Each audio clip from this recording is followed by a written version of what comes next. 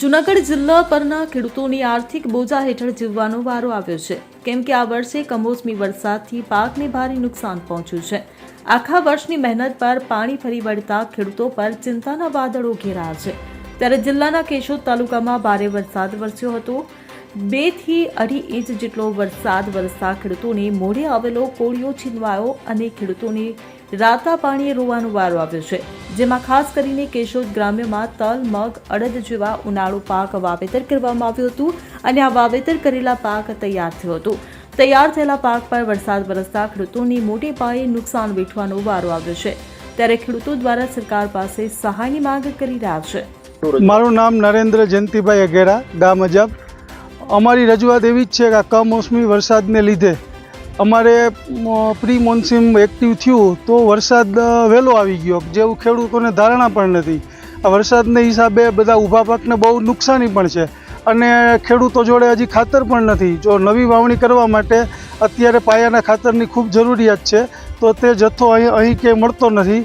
તો શ્રી માનનીય કૃષિ મંત્રી રાઘવજીભાઈ પટેલની એટલી જ રજૂઆત છે કે શક્ય હોય તેટલું વહેલી તકે અમે ખાતરની વ્યવસ્થા કરી આપે તો ખેડૂતો નવી વાવણી કરી શકે અને આ પ્રી મોસમી વરસાદને હિસાબે જે કોઈ પાકને નુકસાની થઈ છે તેમાં પણ સર્વે કરાવી ને ખેડૂતોને બનતી સહાય આપે।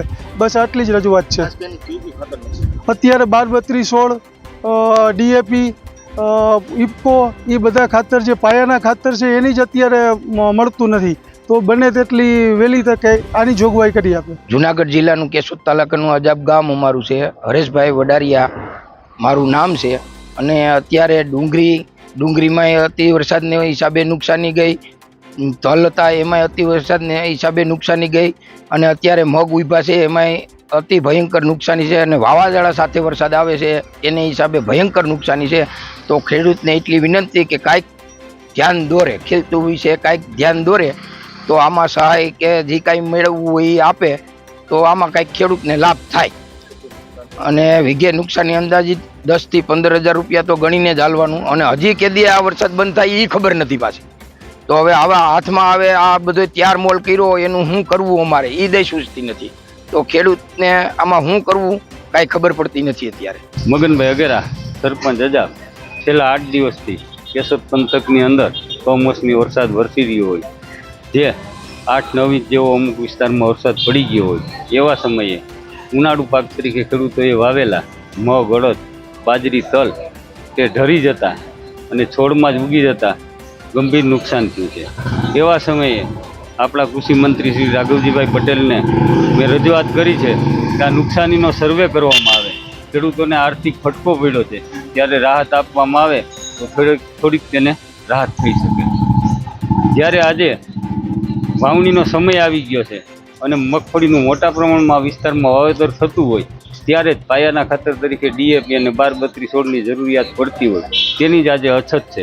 આ બાબતે પણ કૃષિ મંત્રી શ્રી રાઘવજીભાઈને પત્ર લખીને રજૂઆત કરી છે કે વહેલામાં વહેલી તકે DAP અને 12-32-16 ખાતરનો જથ્થો ઉપલબ્ધ કરવામાં આવે। મારું નામ ખીમભાઈ ડાંગર, ગામ પ્રાંસલી, તાલુકો કેશોદ, જિલ્લો જુનાગઢ।